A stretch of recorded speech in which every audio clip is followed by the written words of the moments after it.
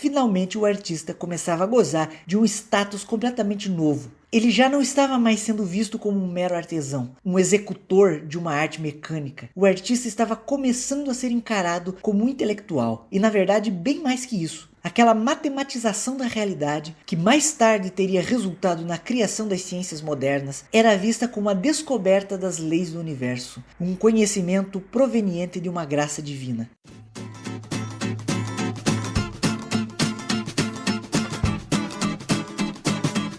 Bem-vindos ao quarto episódio de Abismos Insones, o seu podcast de arte e filosofia. Meu nome é Lucas Fier, eu sou artista, pesquisador e podcaster. Hoje nós iremos falar sobre como Aristóteles influenciou a invenção do conceito de arte no Ocidente, num período que se iniciou com o Renascimento e chegou ao seu ápice entre os séculos XVIII e XIX. Pois, como eu já falei certa vez no podcast Rolê Estético Filosófico, a arte é uma invenção europeia moderna, ao menos essa ideia que temos de arte hoje em dia. Porque a arte não é um conceito eterno e imutável, que permanece sempre o mesmo através da história. Nosso conceito de arte nunca foi o mesmo da Grécia Antiga ou da Europa medieval, ou das civilizações chinesa e indiana dos últimos 200 anos. Nossa atual ideia de arte veio se transformando, se modificando até se tornar o que ela é hoje, seja lá o que for isso. Não podemos dizer com precisão o que é arte hoje, coisa que eu também já argumentei no outro podcast, mas podemos conhecer um pouco da sua história e temos uma aproximação mais ou menos precisa e muito útil. Quero discutir essa questão de uma forma mais abrangente em outro episódio, explicar sucessivas transformações no conceito de arte ao longo da história. Mas agora eu pretendo discutir uma transformação específica, aquela que fez parte de um projeto estético e artístico que faria a arte ser entendida como representação, como janela aberta para o mundo e como veículo da verdade. Antes do Renascimento, a ideia que se tinha de arte era muito diferente. Frequentemente costuma-se dizer que a arte naquele tempo estava mais próxima da nossa ideia de artesanato do que da arte para os dias de hoje. Não deixa de ser verdade, apesar de que seria mais preciso dizer que a arte daquele período continha algumas atribuições, tanto do que chamamos de arte quanto de artesanato, embora não todas. O fato é que a arte, na Idade Média, não tinha como seus atributos mais fundamentais ser criativa, de produzir imagens novas ou inovadoras, nem de gerar uma reflexão, nem de criar imagens que pudessem ser consideradas belas ou agradáveis, e também não para representar sentimentos e muito menos a subjetividade do artista. Não havia nenhum conceito semelhante ao que surgiria no Renascimento e atingiria seu ápice no romantismo do século XIX, do artista como um gênio ou um gênio da arte. Que fique bem compreendido que estamos nos referindo às artes visuais. A palavra arte, que veio do termo latino ars, corresponde do grego tekné, que por sua vez deu origem à palavra técnica. Estava muito mais relacionado ao fazer, à produção, à fabricação. Hoje, o convencional é aceitarmos que a arte é um trabalho essencialmente intelectual. Naquela época, não. O pintor na antiguidade era um trabalhador tanto quanto o alfaiate ou sapateiro. Ars e tekné estão relacionados ao fazer e à técnica pela qual se faz. Também tinha uma conotação de ofício, daí a palavra artífice, ligada à fabricação de qualquer coisa, não necessariamente do que chamamos de arte. Ao longo do século XIII, tivemos o desenvolvimento da arte gótica, que se tornou muito popular em toda a Europa. Nesse período, a arte teve uma função sobretudo doutrinária, e as atribuições dos artistas, que eram pagos pela igreja, envolviam sobretudo ilustrar passagens bíblicas de forma que pudessem ser compreendidas pela população analfabeta. Eles sabiam criar imagens belas, é claro, e tinham muita clareza que a sedução das imagens podia ser utilizada para a doutrinação. Pensemos, por exemplo, nas catedrais góticas, imensas e cobertas de detalhes intrincados, cheios de vitrais coloridos, pelos quais os raios de luz pairam quase fantasmagóricos. Mas, como já foi dito, a beleza não era entendida como um elemento essencial da arte, ou seja, como uma condição necessária para que a arte fosse o que ela era. A Idade Média legou dos antigos gregos, em especial Aristóteles, uma determinada visão das artes entre as chamadas artes liberais e artes mecânicas. As artes liberais eram ofícios que trabalhavam sobretudo o conhecimento e o intelecto, enquanto as artes mecânicas eram ofícios puramente mecânicos e que não exigiam o intelecto. Tinham este nome porque, enquanto as artes mecânicas eram mais próprias dos servos e escravos, as artes liberais eram próprias dos homens livres, que dispunham de tempo para se desenvolver intelectualmente. Existiam 7 artes liberais, divididas em 2 grupos, o trivium e o quadrivium. O quadrivium era um pouco inferior, pois embora partisse de um trabalho intelectual, ele servia de uma aplicação à matéria. Pertenciam ao quadrivium a aritmética, a música, a geometria e a astronomia. Já o trivium seria superior, pois sua aplicação supostamente não entrava em contato com a matéria e ficava se constituindo de pura ideia. Pertenciam a ela a lógica, a gramática e a retórica. Como vemos, a pintura não era considerada uma arte liberal. O artista, ou artífice, fazia coisas quando solicitadas, inclusive pinturas. Eles não aprendiam seu ofício copiando coisas da realidade. Não havia preocupação em representar as coisas como são, ou como são percebidas pelos nossos olhos. Pelo contrário, o importante era representar conforme os ditames de uma tradição estabelecida. Se aprendia copiando de modelos, de outras pinturas realizadas por mestres mais antigos. Apenas excepcionalmente, o artista tinha liberdade de inventar coisas novas. Contudo, esse estado de coisas estaria prestes a mudar. Nos séculos seguintes, a arte passou por uma verdadeira revolução, que a teria transformado para sempre. Não foi apenas as imagens que mudaram, nem as técnicas, nem os modelos representados. Foi o próprio conceito de arte, a maneira pela qual se compreendia. Essa mudança na arte ocorreu em meio a transformações sociais bem mais amplas. Nesse período, chamado Renascimento, o sistema feudal já havia atingido seu ápice e agora estava em declínio. Essa mudança das forças produtivas viria transformar as relações sociais como um todo e, consequentemente, em toda a cultura, nas leis, nas ciências, etc. Era uma nova forma de se viver e de se encarar a vida que estava nascendo.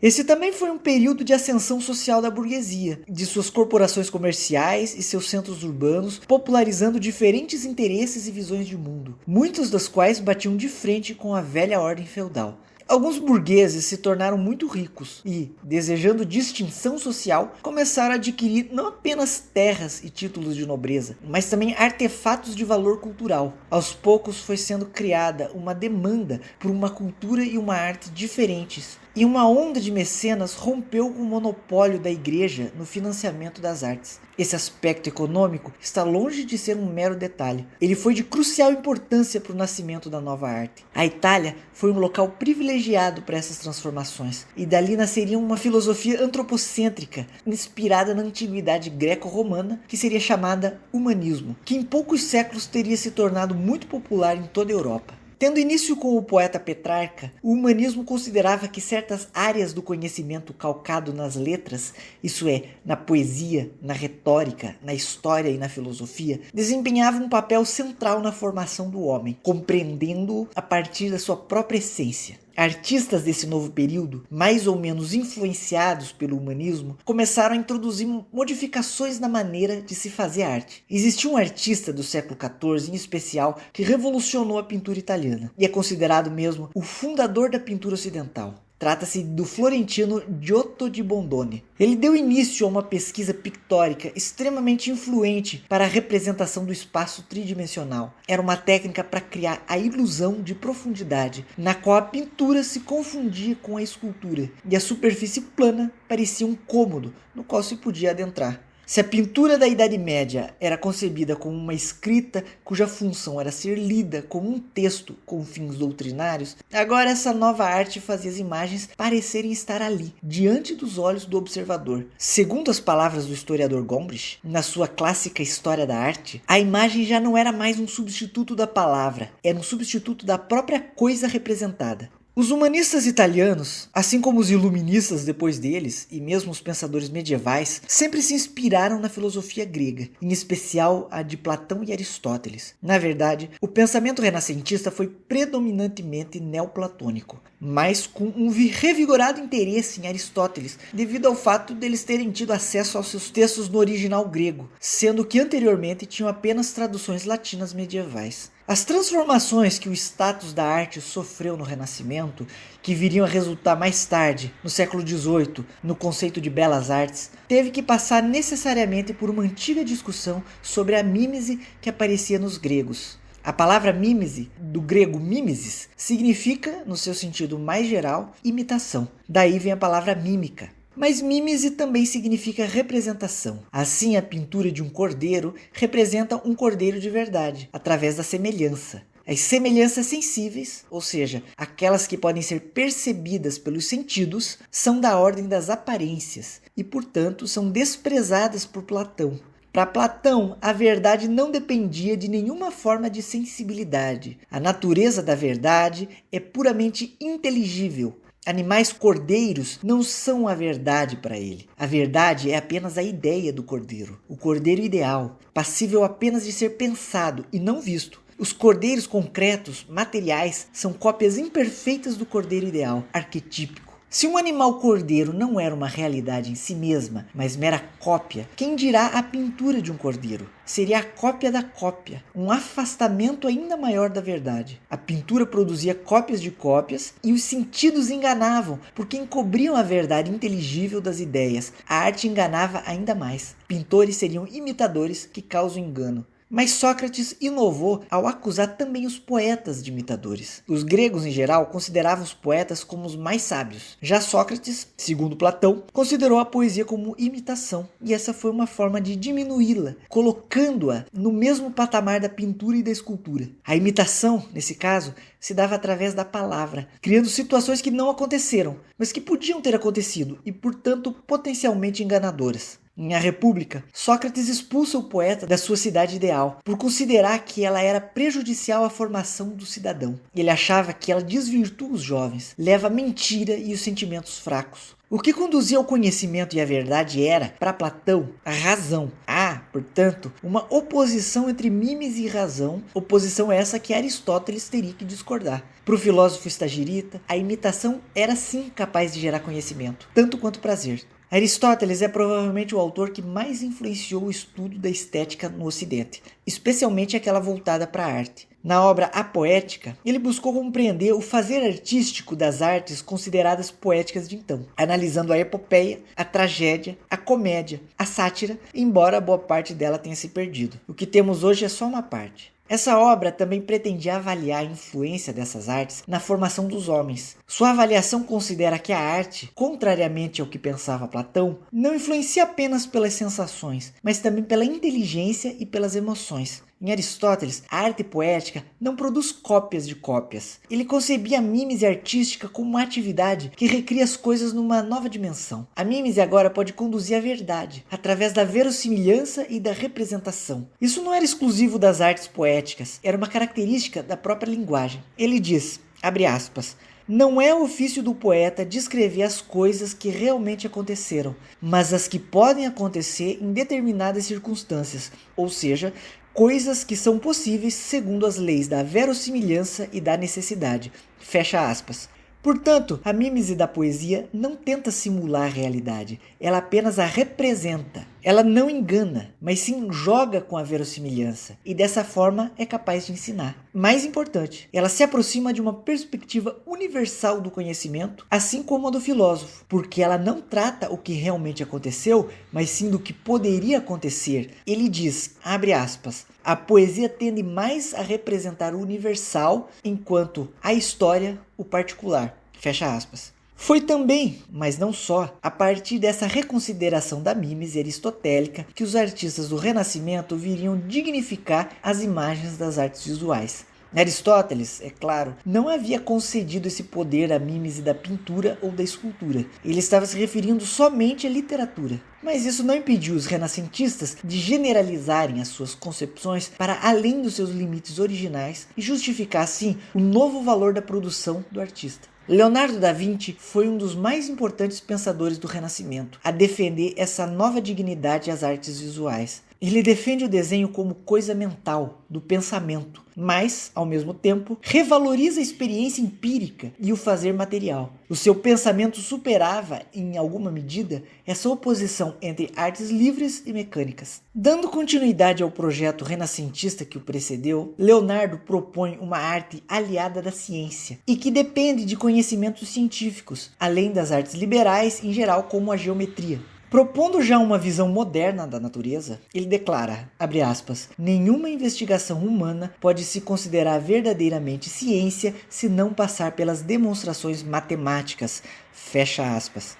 É convencional considerar que o Renascimento nas artes surge no século XV, não sem considerar a influência de Giotto. Em sua origem, os principais representantes desse estilo humanista seriam o arquiteto Filippo Brunelleschi, o pintor Masaccio e o escultor Donatello. É creditado a Brunelleschi a descoberta da perspectiva, a técnica pela qual se representa o espaço de maneira geométrica. A partir desse momento, as imagens da arte começam a ser realizadas sob fundamentos científicos e matemáticos, e através de cálculos teria sido possível imitar as regras do próprio olho humano.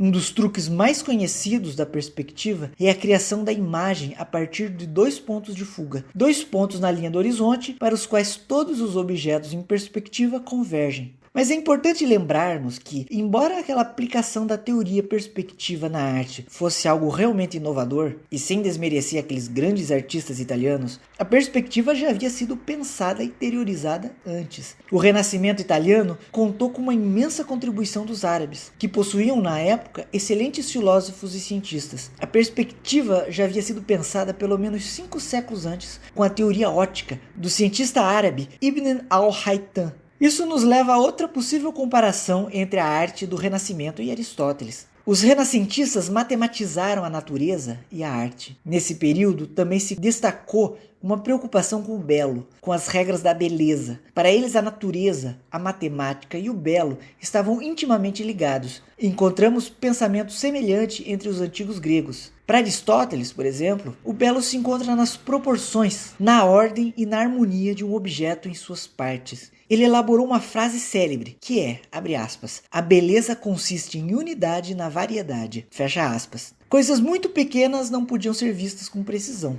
não podiam ser belas. E coisas muito grandes, que não cabem inteiras na visão, também não. Um objeto muito grande não pode ser visto inteiro, em conjunto. Mas não quer dizer que a beleza, para ele, se limitava a proporções visíveis. Razão é harmonia. O agir humano busca harmonia, é portanto racional, na opinião dele. A ciência e a matemática seriam buscas por harmonia. A matemática também podia exprimir o belo, e de forma ainda mais perfeita, pois as formas do belo são a ordem, a simetria e o definido. Portanto, quando os renascentistas inventaram a arte como janela para a realidade, eles já possuíam antecedentes filosóficos para se fundamentar. Depois do período das grandes descobertas matemáticas e do estudo da anatomia, finalmente o artista começava a gozar de um status completamente novo. Ele já não estava mais sendo visto como um mero artesão, um executor de uma arte mecânica. O artista estava começando a ser encarado como um intelectual, e na verdade bem mais que isso. Quando, no início do século XVI, a Europa teria conhecido o auge do projeto artístico do Renascimento, encarnado especialmente nas figuras de Leonardo da Vinci e Michelangelo, 2 arquétipos do gênio da arte, se bem que Leonardo fosse também um gênio em tudo, a figura dos artistas vinha sendo coberta de tal prestígio que já recebia ares de sagrado.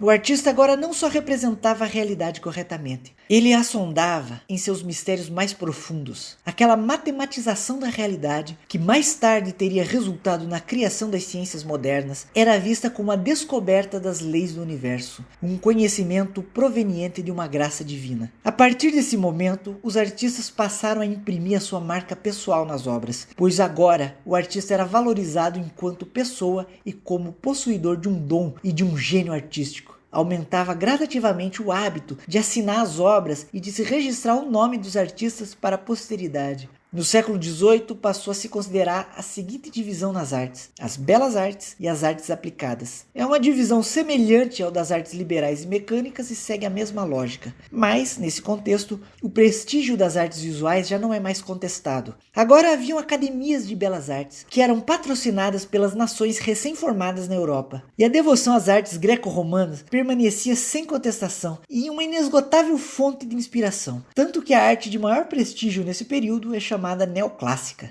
Assim, a ideia de arte desenvolvida no Renascimento e que contou com uma influência tão importante de Aristóteles e dos gregos em geral, sob a visão daqueles italianos humanistas, provou-se influente e duradoura por vários séculos, determinando em grande medida o entendimento que temos dela até os dias de hoje. Contudo, a partir do século XIX, as coisas mudaram radicalmente, mas isso é assunto para outro episódio.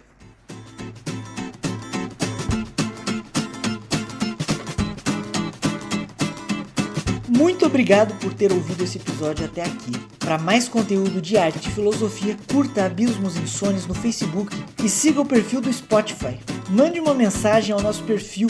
Sugestões e críticas construtivas são muito bem-vindas.